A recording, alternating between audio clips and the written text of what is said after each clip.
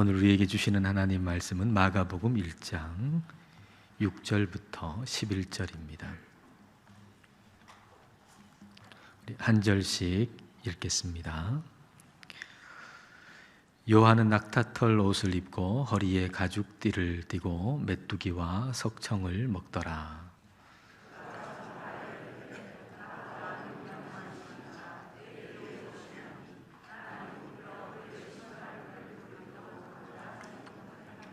나는 너희에게 물로 세례를 베풀었거니와 그는 너희에게 성령으로 세례를 베푸시리라.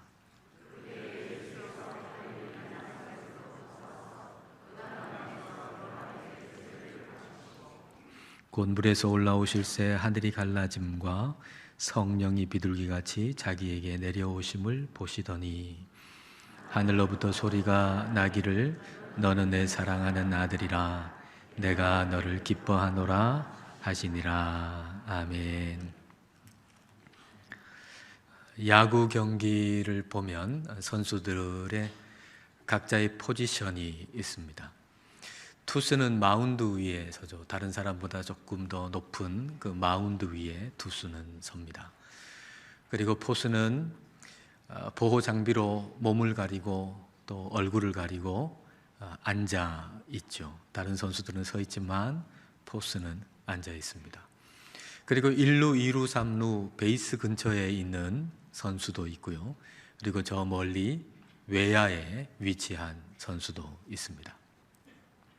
근데 포수가 포수의 자리를 정확하게 찾고 그리고 포수의 자리를 잘 지키고 그 자리에서 최선을 다하는 것, 이게 큰 선수가 되는 길이지, 나는 얼굴도 가리고 얼굴도 알려지지 않고 내가 좀 더 커야 되겠다 생각해가지고 그 마운드 주변을 서성거리고 있다고 해서 결코 큰 선수가 되는 것이 아닙니다. 저 외야수 선수에게 위치 선정이라고 하는 것은 아주 장타력이 있는 선수가 타석에 섰을 때 좀 펜스 쪽으로 좀 더 뒤로 간다거나 또 그렇지 않은 선수가 타석에 섰을 때는 조금 더 앞으로 간다거나 그런 정도의 위치의 변화가 있는 것이지, 나는 저 1루수로 가는 게 내가 좀 더 유명해지고 더 크게 쓰임받는 것이다, 이렇게 생각해가지고 1루수 주변을 서성거린다고 해가지고 결코 큰 선수가 될 수 있는 것이 아닙니다. 우리가 하나님께 크게 쓰임받는다라고 하는 것을 그렇게 오해하곤 하죠. 하나님께 크게 쓰임받는다라고 하는 것을 아주 높은 지위에 올라가고 많은 것을 소유하는 것으로 우리가 착각하곤 합니다마는 결코 그런 것이 아닙니다. 물론 높은 자리에 오르거나 많은 소유를 가진 어떤 포지션이 있을 수가 있습니다. 투수가 마운드 위에 올라가듯이 말이죠. 그러나 하나님께 크게 쓰임받는다라고 하는 것은 그 핵심은 마운드 위에 올라가는 것이 결코 아닙니다. 하나님께 크게 쓰임받는다라고 하는 것의 포인트는 하나님이 쓰시는 거대한 구원의 역사 속에서 내가 내 포지션을 정확하게 찾는다는 걸 의미하는 겁니다. 그런 의미에서 세례 요한은 큰 사람이죠.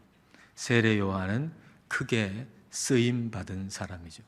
왜냐하면 하나님께서 쓰시는 그 거대한 구원의 이야기 속에 자기 위치를, 자기 포지션을 정확하게 찾았기 때문입니다. 6절 말씀, 자, 함께 읽겠습니다. 요한은 낙타털 옷을 입고 허리에 가죽띠를 띠고 메뚜기와 석청을 먹더라. 6절은 단순하게 세례 요한의 외모를 얘기하는 것이 아닙니다. 세례 요한의 어떤 패션 감각을 얘기하는 것이 아닙니다. 6절은 세례 요한이 어떤 위치로 삶을 살았는가라고 하는 것을 보여주는 구절입니다. 자, 이 6절 말씀하고 열왕기하 1장 8절을 나란히 놓고 한번 보시죠. 요한은 낙타털 옷을 입고 허리에 가죽띠를 띠고 메뚜기와 석청을 먹더라. 이 얘기는 곧 이 사람 엘리야를 떠올리게 하는 모습이죠. 열왕기하 1장 8절에 그들이 그에게 대답하되 그는 털이 많은 또는 털옷 입은 사람인데 허리에 가죽띠를 띠었더이다 하니 왕이 이르되 그는 디셉 사람 엘리야로다. 세례 요한에 대해서 세례 요한이 낙타털 옷을 입고 가죽띠를 띠었다라고 하는 것은 그가 엘리야다라고 하는 걸 얘기해 주는 겁니다. 세례 요한이 엘리야다라고 하는 것은 메시아가 오시는 걸 준비하는 사람이라는 거죠. 엘리야의 심정을 가지고 오는 사람이라는 겁니다. 그러니까 말라기서에서는 엘리야를 보내겠다, 엘리야의 심정을 가진 사람을 보내겠다, 그렇게 약속을 하셨고, 예수님께서는 세례 요한을 가리키면서 오리라고 한 그 엘리야가 바로 이 사람이다, 세례 요한이다 라고 말씀을 하셨습니다. 그러니까 세례 요한은 그리스도의 오심을 준비하는 사람, 그리스도에게 모든 시선을 가도록 만드는 사람, 그게 바로 세례 요한이었던 거죠. 근데 사람들이 말이죠, 엘리야마저도 높이는 거예요. 엘리야라고 하는 것은 오시는 그 메시아를 준비하는 사람으로서 의미가 있는 건데, 사람들이 또 착각해가지고 엘리야마저도 높인단 말입니다. 세례 요한을 막 그리스도라고 하는 사람도 있고, 막 엘리야를 높여가지고 막 그렇게 생각하는 사람도 있단 말이죠. 그러니까 세례 요한은 나는 그리스도가 아니다, 그리고 엘리야도 아니다, 나는 광야에서 외치는 소리다, 그렇게 얘기했죠. 광야에서 외치는 소리다. 예수 그리스도만 남고 사라지는 소리, 예수 그리스도께만 집중하게 만들고 예수 그리스도를 바라보게 만들고 사라지는 소리다 라고 스스로를 그렇게 불렀습니다. 그러니까 세례 요한은 위치 선정에 탁월한 사람이었던 거죠. 위치 선정에 탁월한 사람. 7절 말씀을 같이 읽겠습니다. 그가 전파하여 이르되 나보다 능력 많으신 이가 내 뒤에 오시나니 나는 굽혀 그의 신발끈을 풀기도 감당하지 못하겠노라. 세례 요한의 초점은 자기 자신이 아니고 예수 그리스도에게 있었습니다. 그러니까 그리스도의 위대하심을 지금 얘기하는 거죠. 그리스도의 위대하심. 나는 그분의 신발끈을 풀기도 감당할 수 없는 사람이다. 그러면서 그리스도의 위대하심을 이야기하고 있는 겁니다. 당시의 랍비들이 얘기하기를 스승은 그를 따르는 제자에게 무엇이든지 요구할 수 있었다라고 가르쳤습니다. 스승이 있어요. 그를 따르는 제자가 있어요. 그러면 그 스승은 자기를 따르는 제자에게 무엇이든 요구할 수 있었다. 뭐든지. 그러나 단 하나 예외가 있는데, 그 단 하나의 예외는 신발끈을 풀게 해서는 안 된다라고 얘기했어요. 뭐든지 다 요구할 수 있지만 단 하나, 내 신발끈 풀어라 라고 시켜서는 안 된다는 겁니다. 다시 말하면 신발끈을 푼다라고 하는 것은 그만큼 천한 종이나 하는 것이었다라고 하는 거죠. 그런데 세례 요한은 나는 예수님의 신발끈을 풀 자격도 없다라고 얘기하고 있는 거죠.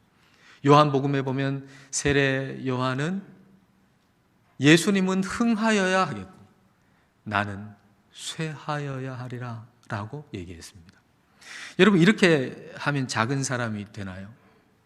나는 주님의 신발끈을 풀 자격도 없는 사람이고 예수님은 흥하여야 되겠고 나는 쇠하여야 되겠다라고 얘기하면 우리의 존재가 작아지는 것입니까?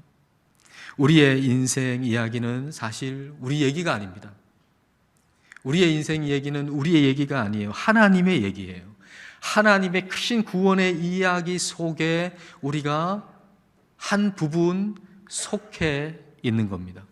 마치 야구 경기장의 한 포지션에 있는 것과 같은 거죠. 여러 포지션에 있죠. 감독이신 우리 하나님께서 다 포지션을 주셔가지고 거대한 하나의 구원의 이야기를 써가고 계신 거죠. 그런데 그 이야기 속에 내가 한 포지션에 들어가 있을 때 의미가 있는 거지. 덩그러니 나 혼자, 포수가 덩그러니 혼자 거기에 앉아 있다고 그게 무슨 의미가 있겠습니까? 아무리 마운드가 좋다 하지만은 투수가 혼자 덩그러니 거기에 서 있다고 해가지고 무슨 의미가 있겠습니까? 하나님의 크신 이야기와 관계없이 우리가 아무리 유명해지고 높은 자리에 있다 하더라도 그 인생의 이야기가 무슨 의미가 있겠습니까? 그러니까 하나님의 크신 구원의 이야기 속에 우리의 위치를 정확하게 찾아 살아가는 것, 그것이 그 인생의 의미가 있는 거죠. 우리가 큰 일을 한다, 크게 쓰임 받는다 라고 하는 것은 하나님의 크신 구원의 이야기 속에 정확히 내 포지션을 찾아서 산다는 걸 의미하는 겁니다. 세례 요한이 우리에게 자리 잡는 법을 잘 알려주고 있습니다. 예수님이 내 모든 관심이 되고, 그리고 예수님께 모든 집중이 되도록 하게 만드는 자리에 너 있어라. 세례 요한이 우리에게 그걸 가르쳐 주고 있죠. 세례 요한이 물로 세례를 주니까 사람들이 막 몰려들었습니다. 사람들이 막 몰려들고, 그리고 세례 요한에게 세례를 받은 다음에 세례를 준 그 세례 요한을 얼마나 대단하게 받겠습니까? 세례 요한 참 대단한 사람이다, 그렇게 이야기하고 바라볼 때, 그때 세례 요한은 그들에게, 세례 요한을 대단하게 생각하는 그들에게 세례 요한이 이렇게 얘기합니다. 8절 말씀 함께 읽겠습니다.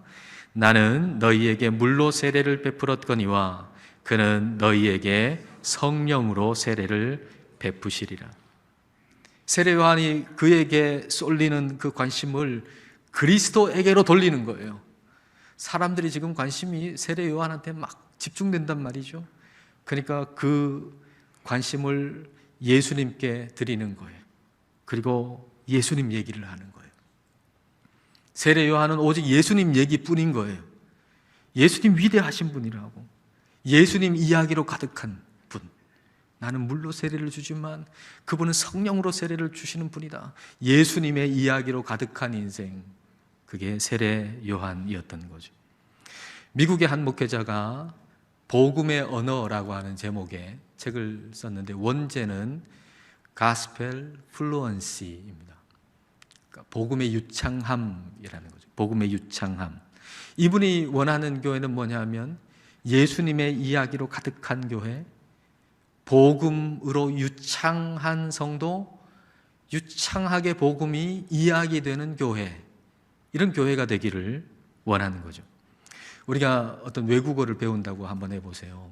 그러면 처음에 외국어는 굉장히 낯설고 어렵지만, 만약에 그 외국어가 쓰이는 그 환경 속에 들어가서 그 외국어로 생각하고 그 외국어로 일상을 살아가다 보면 그 외국어가 익숙하게 되고 유창하게 되고, 그리고 모국어처럼 쓸 수 있게 되죠. 복음이 이렇게 유창한 성도, 복음이 이렇게 유창한 교회가 되어야 한다는 겁니다. 그러나 복음은 여전히 많은 그리스도인들에게 낯선 외국어 같습니다. 나는 죄인이고 내 죄로 인해서 내가 멸망할 수밖에 없는데, 예수 그리스도께서 오셔서 내 죄를 대신해서 십자가에서 죽으시고, 그리고 나는 하나님의 자녀가 되었다라고 하는 이 복음, 이 복음이 여전히 낯선 외국어 같다라고 하는 거예요. 마치 영어를 10년, 20년 했는데 일상의 대화는 안 되잖아요. 영어를 10년 공부했어요, 20년 공부했어요, 30년 공부했어요. 그러나 영어로 대화 한마디 하기가 참 어려운 것이 많은 사람들의 현실이듯이 그리스도인에게 복음이 그와 같다는 겁니다. 이 복음의 언어를 설교 시간에 우리는 들어요. 그리고 이 복음의 언어를 가지고 찬송도 해요. 그럼 찬송의 가사가 복음의 내용들이 많잖아요. 그 복음의 내용으로 찬송을 해요. 하지만 이 복음의 언어로 일상을 살지는 못한다는 거죠. 이 복음의 언어로 일상을 살지 못하는 이 복음이 여전히 낯선 언어라는 겁니다. 그러나 이 복음은 일상을 살아가는 언어가 되어야 된다는 겁니다. 이 복음의 언어로 우리가 일상의 대화가 가능한 복음의 유창한 사람들이 성도가 되고 교회가 되어야 한다는 겁니다. 그리고 그렇게 복음에 유창하게 된 이 교회의 한 순모임을 소개합니다. 짤막하게 얘기하면 이 순모임, 우리 속으로 모임하잖아요. 순모임 하는데 한 자매가 상사에 대한, 자기 회사의 상사에 대한 불만을 얘기하는 거예요. 내가 그렇게 오랫동안 이렇게 열심히 일했는데 내 상사는 나를 알아주지도 않고 봉급도 안 올려주고 승진도 안 시켜준다고 아주 그 상사에 대한 불만을 얘기를 한 겁니다. 보통 이런 상황에서 우리에게 익숙한 언어는 뭡니까? 그 불평, 불만을 같이 동조화하는 것이죠. 그 상사는 사람을 제대로 알아보지도 못하는 사람이라고. 나 같으면 벌써 퇴사했을 거라고. 그렇게 얘기하는 거죠. 물론 그렇게 공감하는 그것도 참 좋은 일이지만, 유익하겠지만, 그러나 복음을 아는 사람은 거기에 그쳐서는 안 된다라고 하는 거죠. 이 순모임에서는 이렇게 대화가 진행됐답니다. 이 자매가 직장 상사에 대해서 불만을 토로했어요. 그랬더니 한 자매가 이렇게 얘기를 하는 겁니다. 저도 당신이 지금보다 더 높은 봉급을 받아야 한다고 생각합니다. 왜냐하면 당신은 아주 훌륭한 일꾼이고 아주 훌륭한 회사원이기 때문이죠. 그러나 먼저 우리가 어떤 존재인지 상기시켜 드리고 싶습니다. 우리는 사실 죽어 마땅한 존재입니다. 그러나 하나님이 예수 그리스도를 통해서 우리에게 영생을 주셨습니다. 자매님, 당신은 지금 마땅히 받아야 할 것보다 비교할 수 없이 놀랍고 큰 선물을 지금 받고 있습니다. 이렇게 얘기를 한 거예요. 복음을 상기시켜 주는 거죠. 나를 제대로 인정해 주지 않는 상사에게 초점이 가 있는데 그 초점을 돌려서 그리스도에게, 내게 풍성한 은혜를 베푸시는 그리스도에게 시선을 돌리게 만들어 준 거죠. 또 다른 사람이 이렇게 얘기를 하는 거예요. 그리고 당신이 이미 승진한 것도 알았으면 좋겠습니다. 사탄의 통치 아래 종살이하던 당신을 예수 그리스도께서 거기서 해방시키셨을 뿐만 아니라 그리스도와 함께 하늘에 앉히셨습니다. 에베소서에서 그렇게 말씀하시잖아요. 그 말씀대로 그리스도와 함께 당신을 하늘에 앉히셨습니다. 이보다 더 큰 승진이 어디 있겠습니까? 이렇게 얘기하는 거예요. 이 승진을 복음과 연결해서 생각하도록 만들어주는 거죠. 그리고 또 다른 사람이 이렇게 얘기하는 거예요. 그리고 기억하십시오. 회사의 상사가 진짜 상사가 아닙니다. 당신의 진짜 진정한 상사는 예수님입니다. 그러니까 내일 출근해서 내일부터는 예수님을 위해서 한번 일해 보십시오. 예수님의 영광을 위해서, 그분을 기쁘시게 하기 위해서 한번 회사에서 일해 보십시오. 예수님은 찬양받아 마땅하신 분입니다. 이 사람이 일하는 목적이 예수님이라고 일러주는 겁니다. 여러분 어떠세요? 여러분 순모임에서 이렇게 대화가 가능하겠습니까? 여러분 순모임에서 이런 대화가 가능하기를 바랍니다. 근데 말이죠, 10년, 20년 신앙생활 했을지라도 복음이 여전히 낯선 언어라면 이런 대화는 불가능하죠. 말하는 사람이나 듣는 사람이나 굉장히 불편할 겁니다. 그리고 화를 내고 언짢아하는 사람도 있을 겁니다. 아니 내가 지금 직장 얘기했는데 무슨 하늘 얘기를 하고 하늘에 올라가지고 승진했다는 얘기하고, 오히려 언짢아하고 화를 내는 사람도 있을 거예요. 우리에게 10년, 20년, 30년 신앙생활해도 여전히 우리에게 복음이 낯선 언어라고 한다면 이런 대화는 이루어질 수가 없는 것이죠.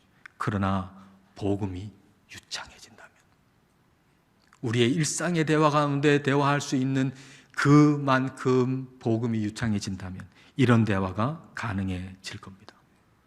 저는 여러분이 복음에 유창해지시기를 축복합니다. 이 대화가 우리에게 가르쳐주는 것은 우리의 올바른 위치 선정이죠. 우리가 있어야 할 위치가 어딘가? 우리가 있어야 할 위치는 예수님을 바라보는 위치, 그리고 예수님을 바라보게 하는 위치에 있어야 한다는 겁니다. 어떤 일, 어떤 사람에 대해서 불만이 생길 때 우리는 그에 대해서 계속 불만하게 만드는, 불평하게 만드는 그 위치에 있어서는 안 되고, 우리 주님을 바라보고 우리 주님을 바라보게 하는 위치에 서야 한다는 것입니다. 감사는 좋은 환경에서 생기는 게 아니고요, 좋은 위치 선정에서 생기는 거예요. 감사는 좋은 환경 때문에 생기는 게 아니고 좋은 위치 선정에서 생기는 거예요. 예수님의 십자가의 은혜 안에 우리가 있을 때 메마른 심령 안에서도 감사의 물줄기가 터져 나오는 것입니다. 불평과 불만은 위치 선정이 잘못됐다는 것이죠. 두려움과 염려도 위치 선정이 잘못된 데서 온 것입니다. 위치 선정을 잘 해야 합니다. 예수님도 위치 선정 잘 하셨어요. 하나님 아버지의 보내심을 받아서 이 땅에 오셔서 그리고 이 땅에서 위치 선정을 잘 하신 분이 우리 예수님이세요. 9절 말씀 볼까요? 자, 9절을 같이 읽겠습니다. 그때에 예수께서 갈릴리 나사렛으로부터 와서 요단강에서 요한에게 세례를 받으시고, 예수님이 요한에게 세례를 받으셨어요. 그런데 예수님은 세례를 받으실 필요가 없죠. 이 세례는 죄사함에 이르게 하는 회개하는 세례인데, 회개의 세례인데 예수님 죄인이 아니시잖아요. 회개할 필요가 없잖아요. 그런데 요한에게 세례를 받으셨어요. 죄인의 위치에 서신 거죠. 우리의 죄를 대신해서 십자가에서 죽으시기 위해 이 땅에 오신 것이기 때문에 죄인의 위치에 서신 거예요. 그리고 세례를 받으셨어요. 그리고 세례를 받고 물 위로 다시 이렇게 올라오실 때 하늘에서 하나님의 음성이 들립니다. 10절과 11절입니다. 곧 물에서 올라오실새 하늘이 갈라짐과 성령이 비둘기같이 자기에게 내려오심을 보시더니, 자, 11절 같이 읽을까요? 하늘로부터 소리가 나기를 너는 내 사랑하는 아들이라 내가 너를 기뻐하노라 하시니라. 예수님이 누군지 하나님이 그 음성으로 말씀하시잖아요. 내가 너를 사랑한다. 내가 너를 기뻐한다. 예수님은 하나님의 사랑받는 자, 하나님이 기뻐하시는 자라는 겁니다. 여러분, 우리는 그리스도 안에서 이와 동일한 음성을 하나님으로부터 듣습니다. 내가 너를 사랑한다. 내가 너를 기뻐한다. 너는 나의 사랑하는 아들이요 나의 사랑하는 딸이다. 나는 너로 인해서 기쁘다. 우리 주님이 우리에게 말씀하십니다. 다른 어떤 응답보다도 더 좋은 응답이 바로 이 음성이에요. 내가 너를 사랑한다. 내가 너를 기뻐한다는 음성이에요. 우리는 내가 네 병 낫게 해줄게.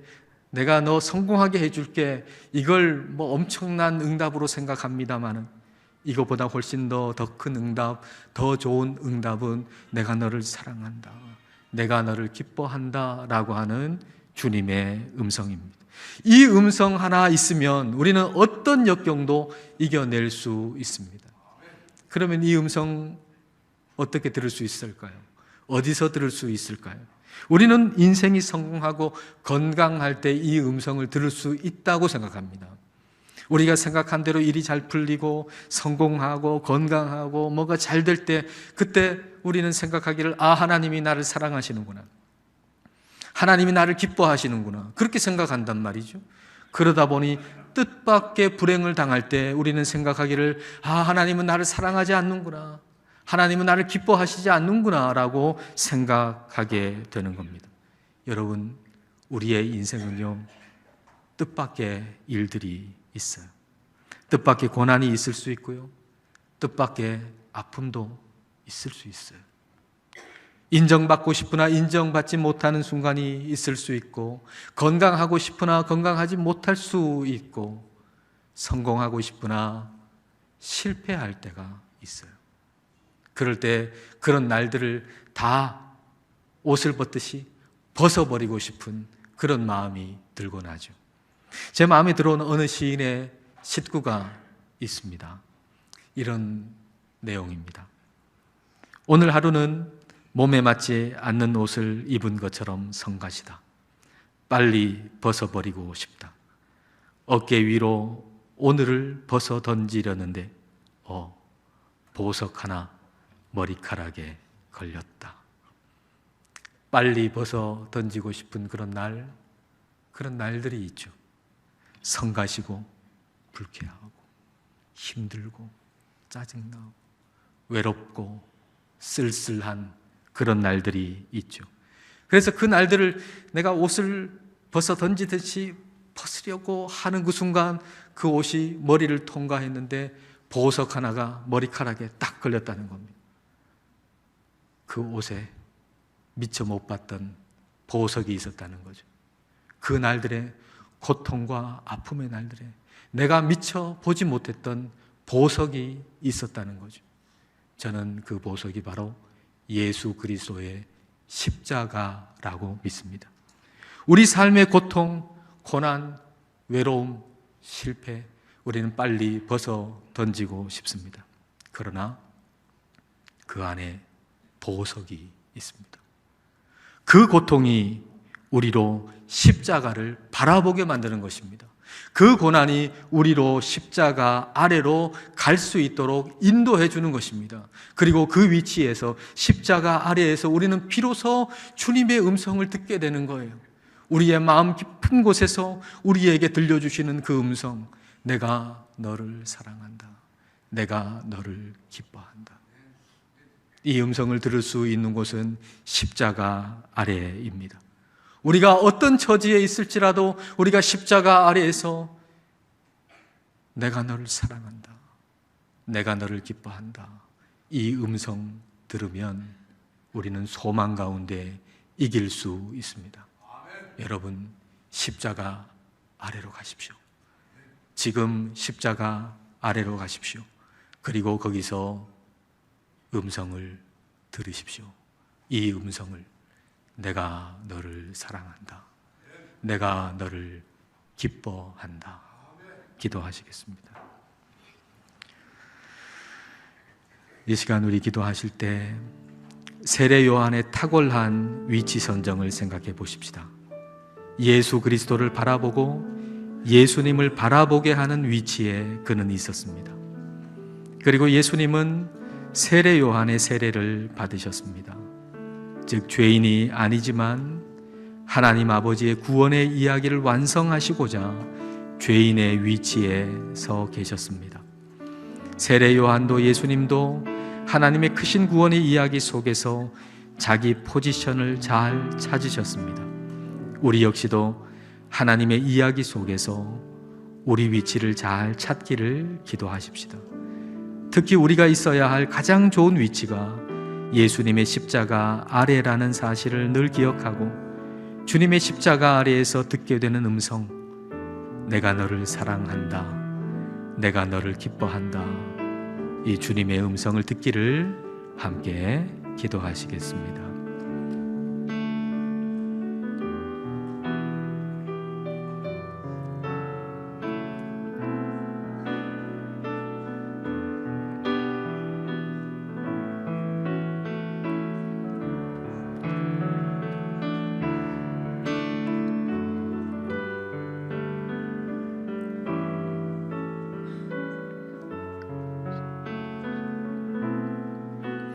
모든 이가 구원받기를 원하시는 하나님 아버지, 우리가 우리 자신의 이야기를 쓰는 사람이 아니라 하나님의 크신 구원의 이야기의 한 부분을 쓰고 있음을 알게 하심을 감사드립니다. 그리하여 하나님의 크신 이야기 속에서 우리의 위치를 잘 찾아야 함을 알게 하셔서 감사드립니다. 세례 요한과 예수님의 탁월한 위치 선정을 본받게 하옵소서. 하나님만을 바라보는 위치, 하나님만을 바라보게 하는 위치에 있게 하옵소서. 그리고 우리가 있어야 할 가장 좋은 위치는 그리스도의 십자가 아래임을 알고 항상 십자가 아래 거하게 하옵소서. 그리하여 십자가 아래에서 내가 너를 사랑한다, 내가 너를 기뻐한다 라고 말씀하시는 하나님의 음성을 듣게 하옵소서. 예수님 이름으로 기도드립니다. 아멘.